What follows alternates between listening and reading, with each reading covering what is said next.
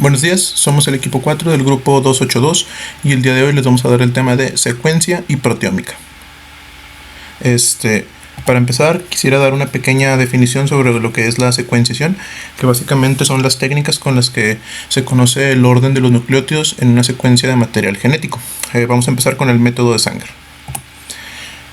Para realizar esta técnica debemos de tener una secuencia molde o templado, como esta de aquí.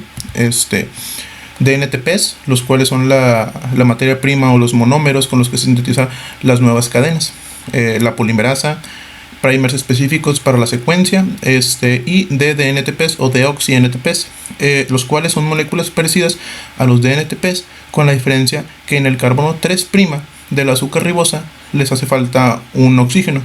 Esto provoca que la polimerasa deje de sintetizar la nueva cadena. Esto provocará que tengamos cadenas de diferentes tamaños, como lo muestra la imagen. Este procedimiento se realiza en 4 tubos diferentes, en los cuales tendremos los diferentes deoxy-NTPs. Por ejemplo, en este de aquí, en el primero tenemos los deoxy-NTPs de adenina, en el segundo los de citosina, guanina y timina. Posteriormente su revelado. Bueno, me faltó decirles que estos deoxy-NTPs están marcados con alguna molécula fluorescente o con alguna molécula radioactiva, como el fósforo 32. Esto nos va a ayudar a poder realizar su revelado.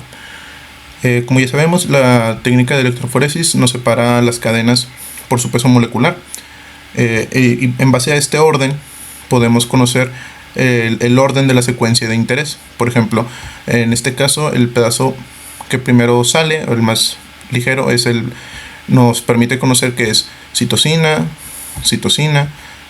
adenina, y así sucesivamente, hasta que podamos conocer el orden completo de nuestra secuencia.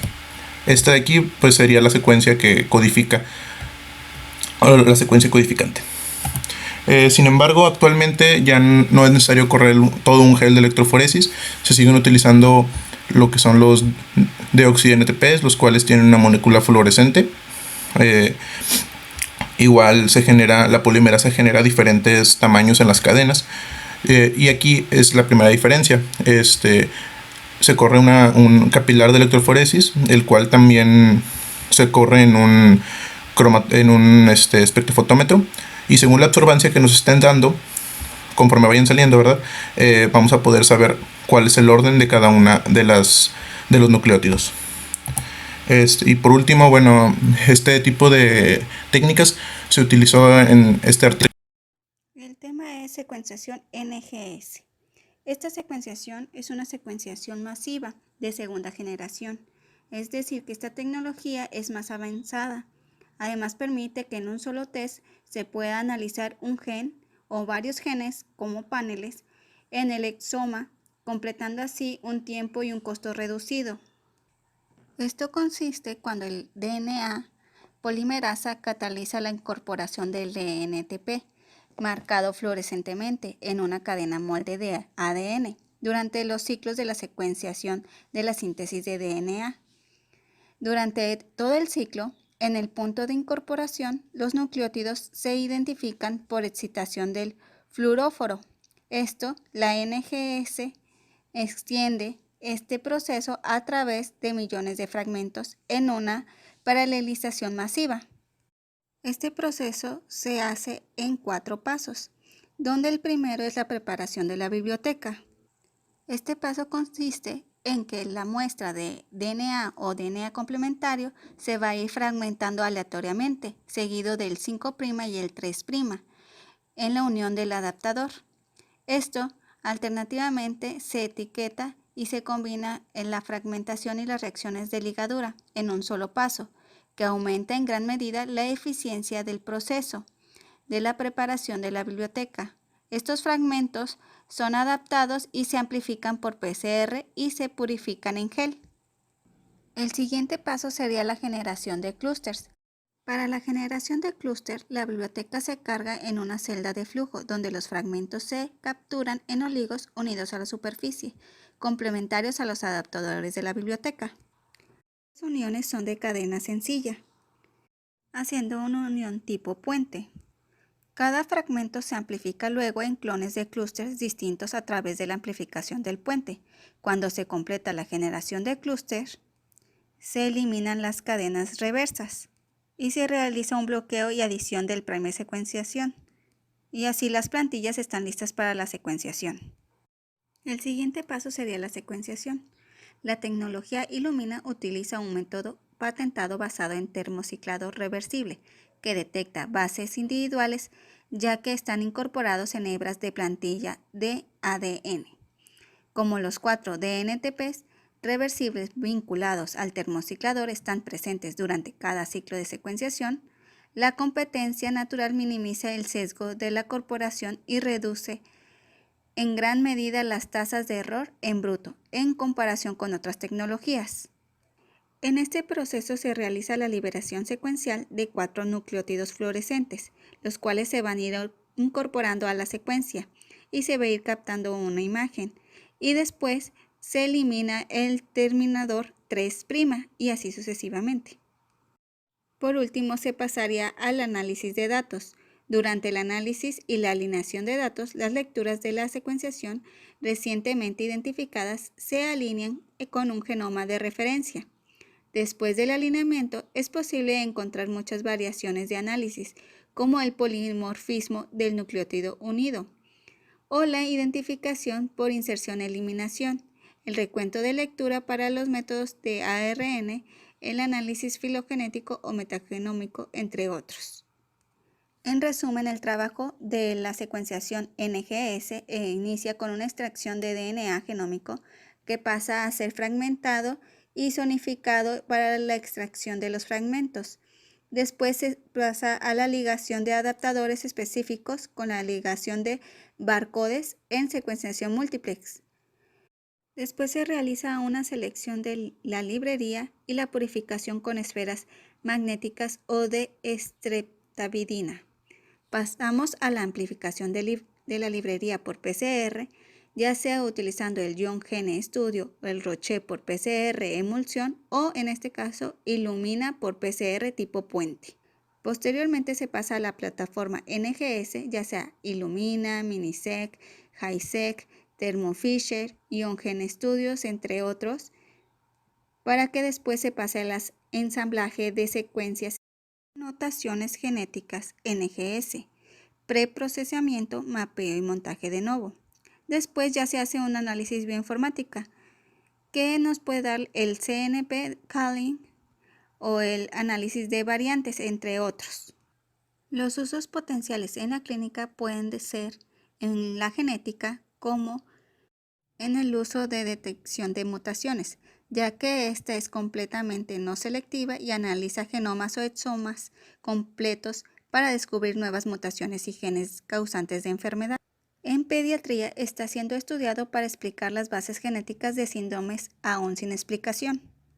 En la microbiología, la principal utilidad es reemplazar la caracterización convencional de los patógenos por morfología, tinciones especiales y criterios metabólicos por una definición genómica del patógeno. En la oncología, con la NGS, los genomas del cáncer pueden ser estudiados sistemáticamente en su totalidad. Se puede usar NGS para realizar alteraciones genómicas específicas que afectan el curso del tratamiento del paciente o para ensayos clínicos. En la actualidad, en muchos centros médicos, algunas decisiones clínicas se guían en base a paneles de NGS, de exomas, que buscan alteraciones específicas asociadas a la condición del paciente. Bueno, ahora les voy a hablar de la proteómica. Este es un estudio a gran escala de las proteínas, en particular de su estructura y su función. La proteómica permite identificar aquellas proteínas cuya presencia, ausencia o alteración se correlaciona con estadios fisiológicos. Este análisis proteómico asociado a patologías concretas permite identificar proteínas para el diagnóstico o pronóstico de la evolución de una enfermedad. Estas proteínas son conocidas con el nombre de biomarcadores. Existen diferentes clasificaciones o categorías de los biomarcadores. Pueden ser genómicos, que se basan en ADN, en el número de copias o pérdida de heterogeneidad, la variación en la secuencia, variación en epigenética o rearreglos genómicos. También se basan en el ARN, que son las firmas del ARN mensajero o firmas de ARN micro. Un método de ejemplo son los arreglos del ADN que tienen. También existe la categoría de los biomarcadores proteómicos, que se basan en las proteínas y péptidos. Aquí se puede usar espectrofotometría de masas, cromatografía de líquidos o arreglos de proteínas. También está la categoría de metabólicos, donde se utilizan metabolitos, lípidos o carbohidratos. En este caso vamos a hablar del cáncer. Los biomarcadores tienen diferentes usos clínicos, se pueden utilizar para estratificación de riesgo, donde se evalúa la probabilidad de que se desarrolle el cáncer o haya una reincidencia. También existe la quimioprevención, el tamizaje, donde se detecta y se trata el cáncer en estados primarios en una población asintomática. En el diagnóstico, la clasificación, la prognosis, que predice el resultado probable del cáncer independientemente de la terapia para determinar la agresividad del tratamiento. También está la predicción o estratificación del tratamiento, que predice la respuesta a terapias particulares y elegir la droga más probable y efectiva para obtener una respuesta favorable en un paciente dado. Como ya mencioné, la técnica más utilizada es la espectrofotometría de masas o electroforesis. En este caso, la electroforesis bidimensional es una técnica de alta resolución cuyo objetivo es la separación de mezclas complejas de proteínas. La base de su elevado poder de resolución estriba precisamente en su carácter bidimensional, es decir, que las proteínas son separadas secuencialmente por dos criterios físicos. En primer lugar, las proteínas son separadas en un gel con un gradiente de pH en condiciones desnaturalizantes de acuerdo con su punto isoeléctrico.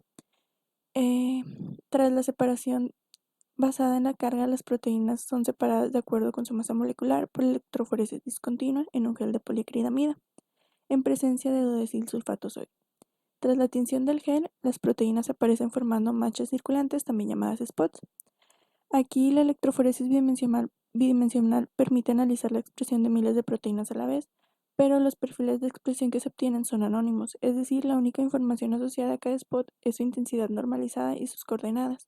Por tanto, se necesita otro método para proceder a la identificación de las proteínas. Aquí, para determinar inequívocamente a qué proteína corresponde cada spot, es conveniente realizar una secuencia del péptido producido, y para ello se utiliza otro tipo de espectrofotometría de masa llamada tándem, que se realiza en una trampa iónica. En este tipo de espectrometría, los péptidos sufren una rotura a nivel del enlace peptídico en cada uno de los residuos que lo componen. Dado que esta rotura es independientemente de la secuencia, el espectro de un péptido representa una secuencia de aminoácidos.